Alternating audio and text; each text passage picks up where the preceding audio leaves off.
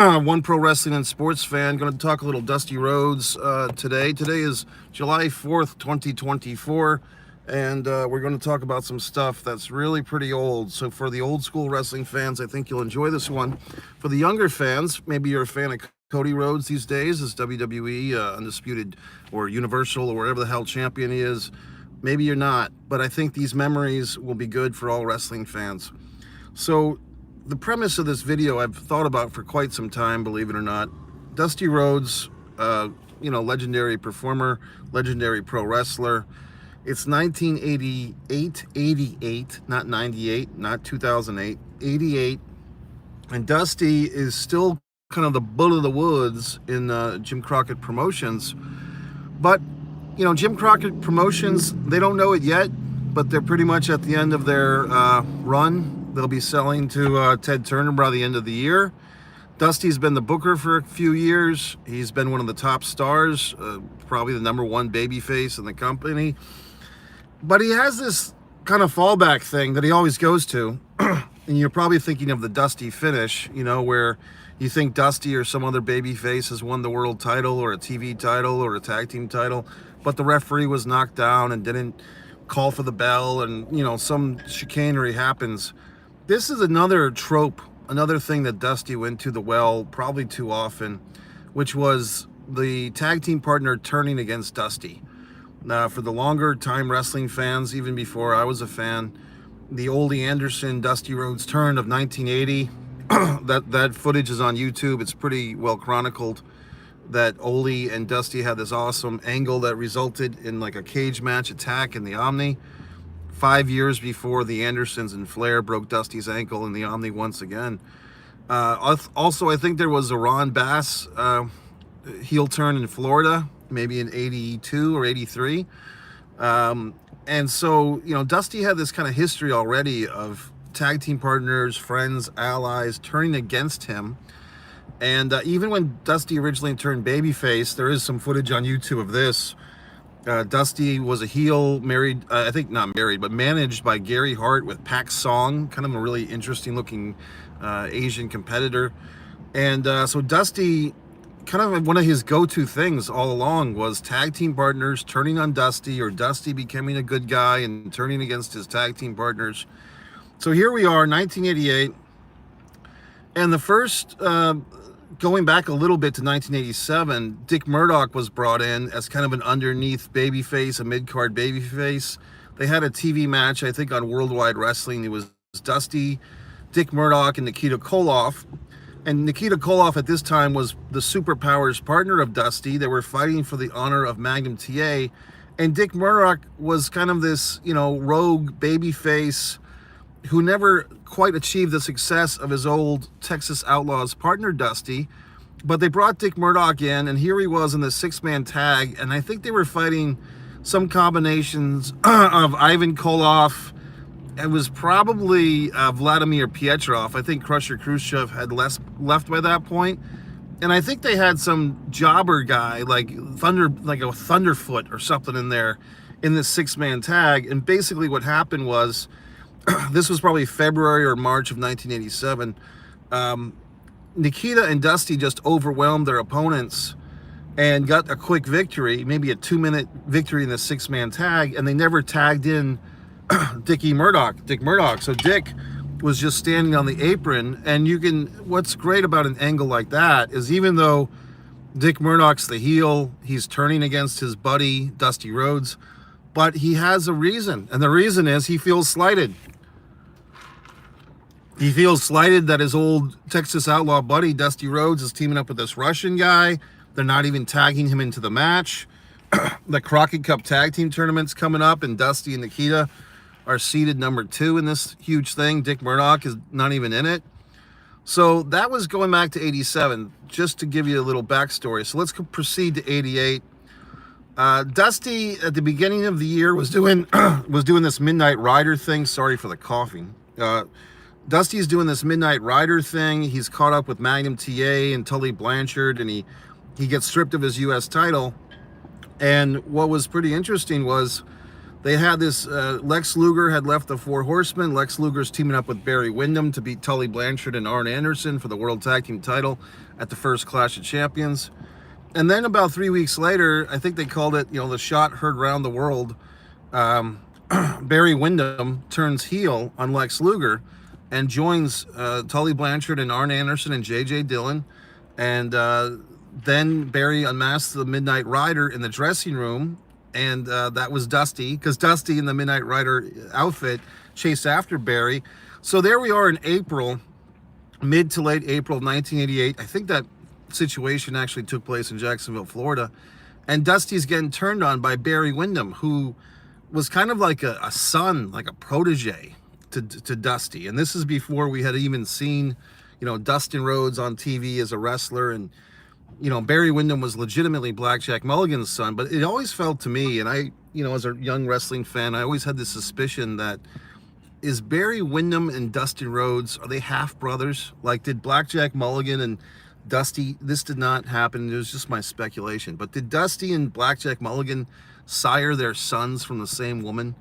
Not true. I'm just, that was just where my thoughts were, because Barry always seemed especially close to Dusty, and I didn't know if Dusty was like a stepfather to Barry or something. But basically, Barry Windham turns heel. The Midnight Rider thing was not working. They eventually let Dusty back, and Barry Windham, in the meantime, won the U.S. title tournament, oddly enough, beating Nikita Koloff in the finals, I believe.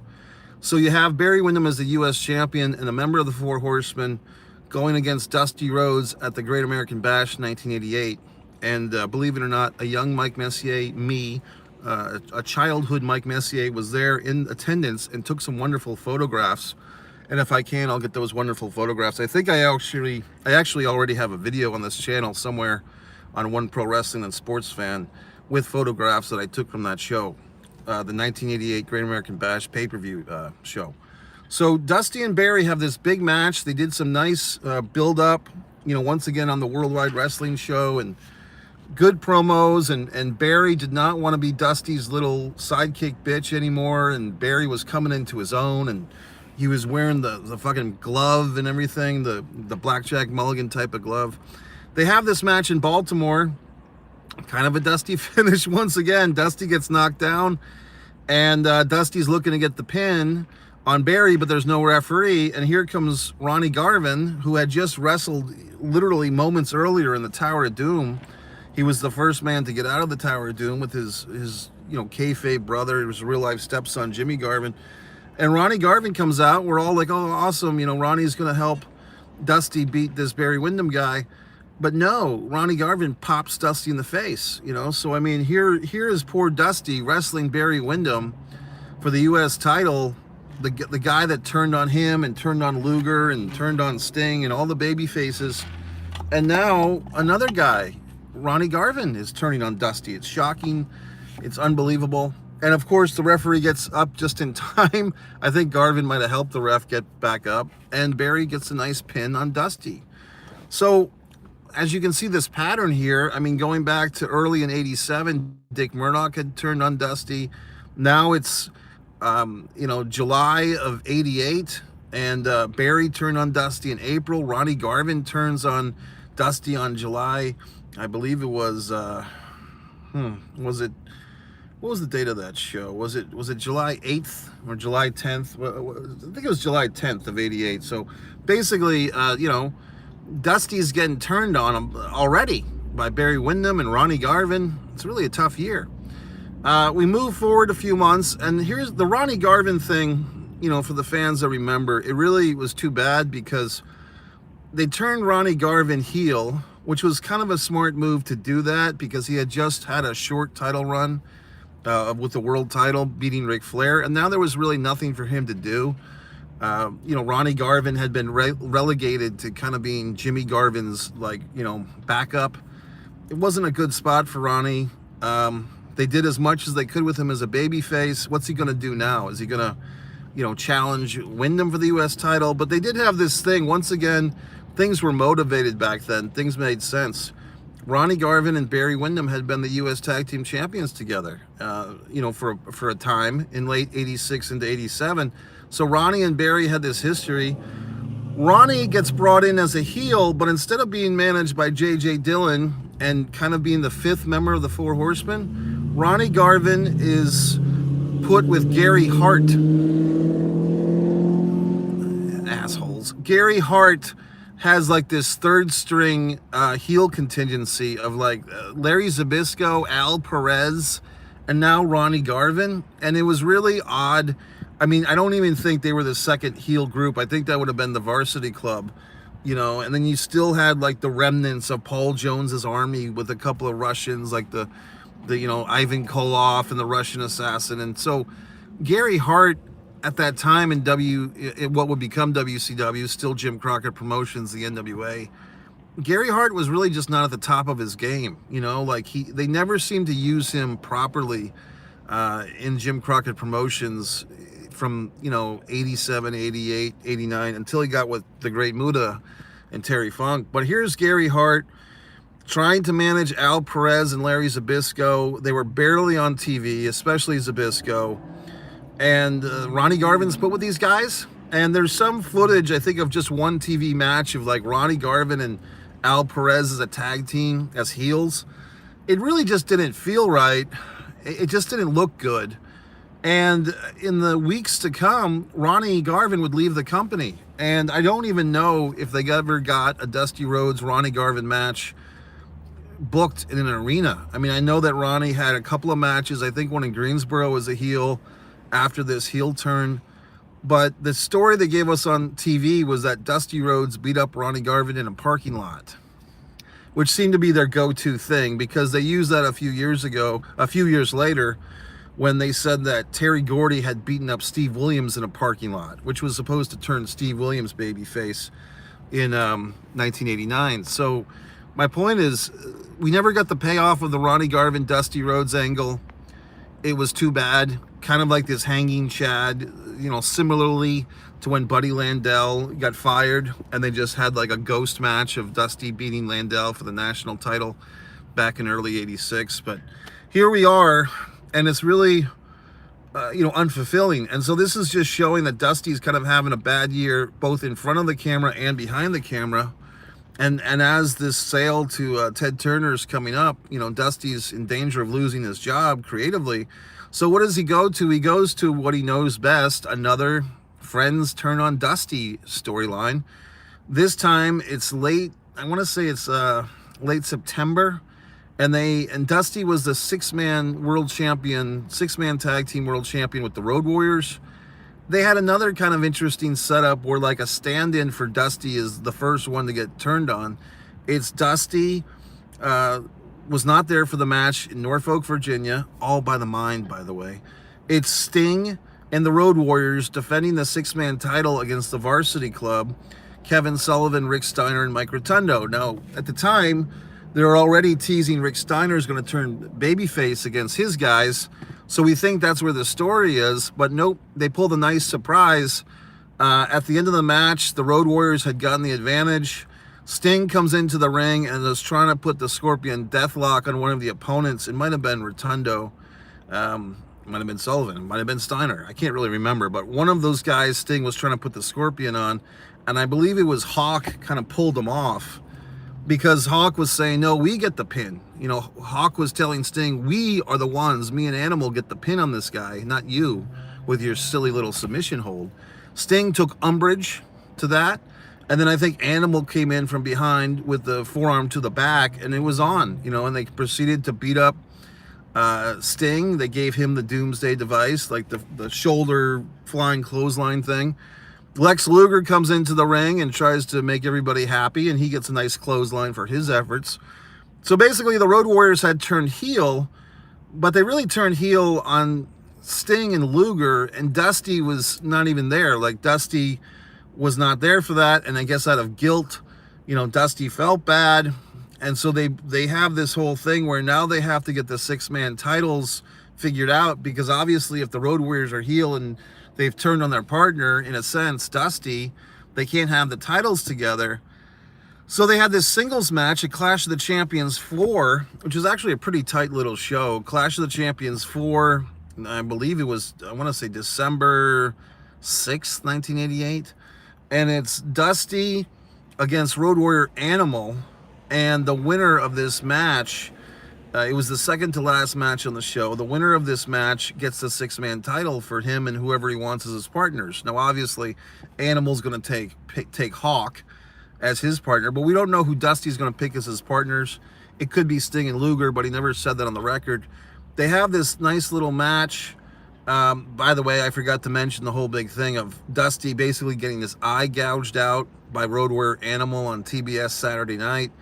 If you remember that, it was around the same time that Jim Cornette got beat up by Paul Heyman and the original Midnight Express of Randy Rhodes and Dennis Condrey. And so I think the Midnight Sting came first, and they gave Dusty a warning, and then said, no more blood, Dusty. And then Dusty did it anyway with this eye gouging with the spike off the shoulder pads.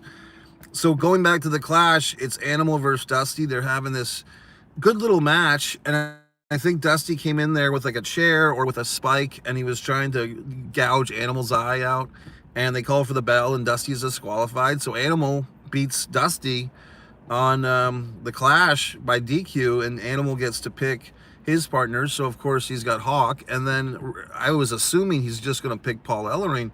He actually picked Tenryu, which was really pretty interesting. I used to have this little 15-second short on this channel, but it got flagged for the old copyright of Tenryu and the Road Warriors teaming up together. But in any event, we've got Road Warriors have turned on Dusty, and at Starrcade of '88, which I think was just like 2 weeks after the sale went through of Jim Crockett Promotions to Ted Turner, Dusty and Sting team up against the Road Warriors while Luger's wrestling Flair for the title.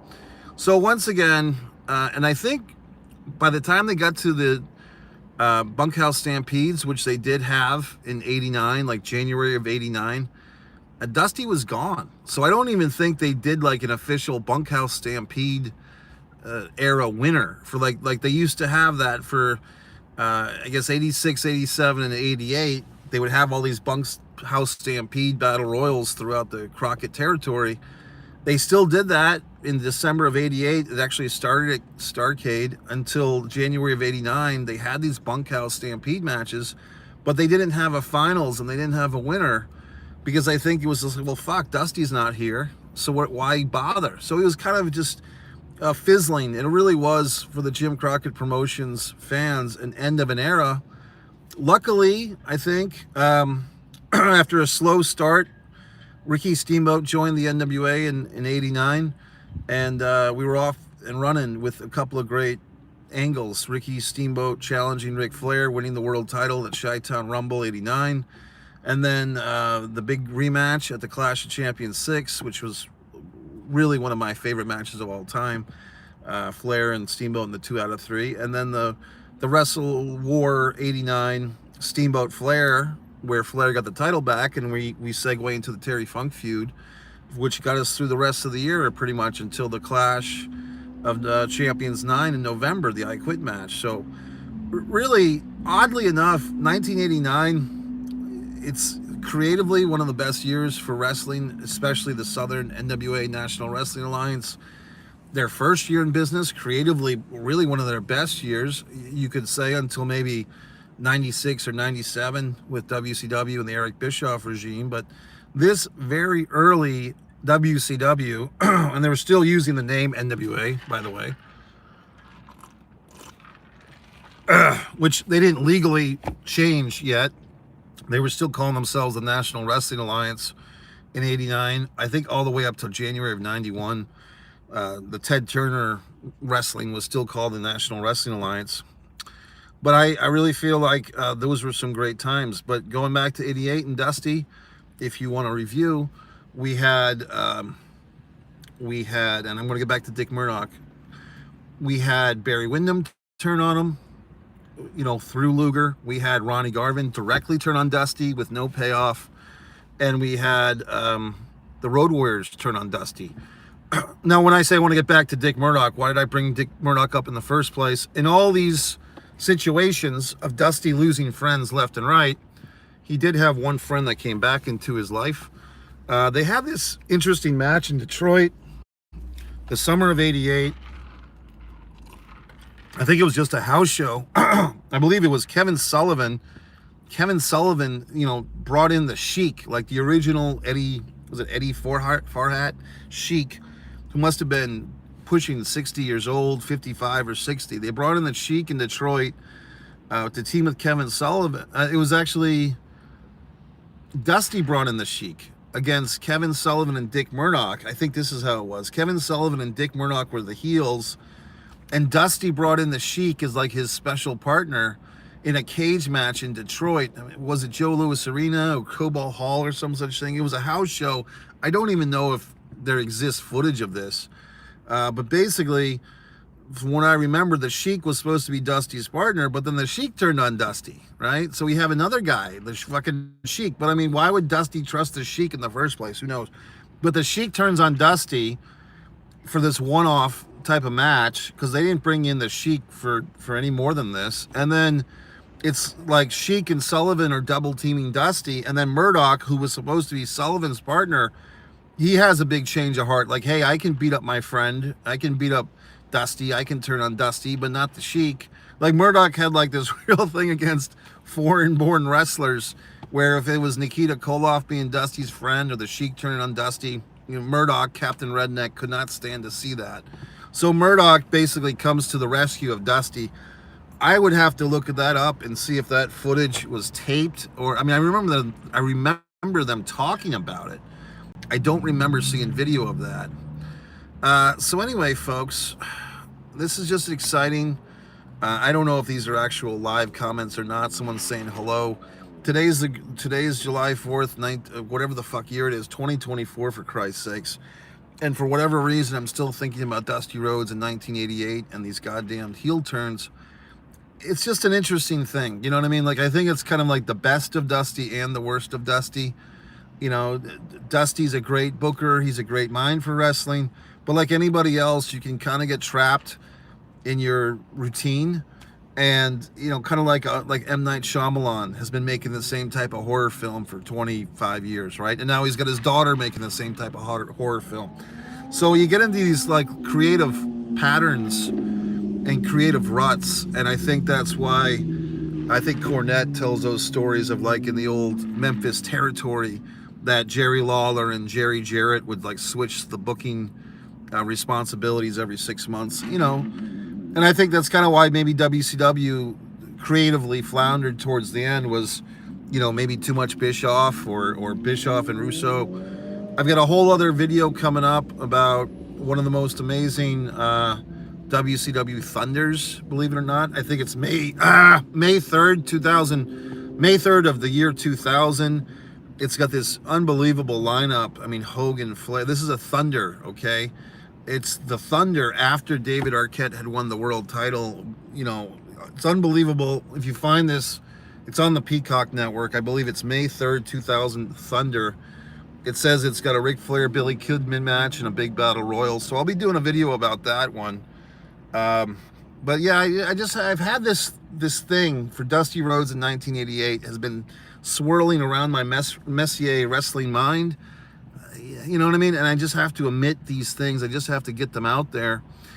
So folks, if you have any questions or comments or other wrestling topics, I'm not watching as much modern stuff right now. I'm still going to the NXT house shows when I can.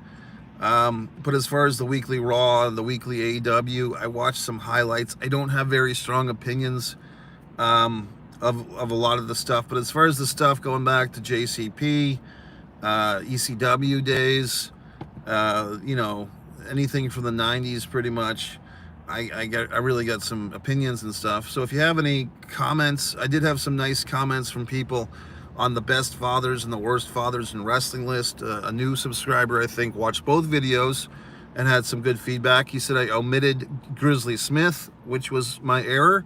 So kudos to that commenter, because he's right. You know, Grizzly most definitely should have been on that worst list.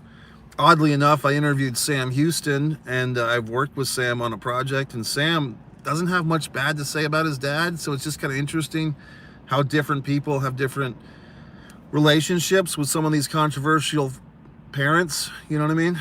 And anyway, so this is your buddy Mike Messier. Happy 4th of July, USA. And for all our international friends, happy just regular day to you folks.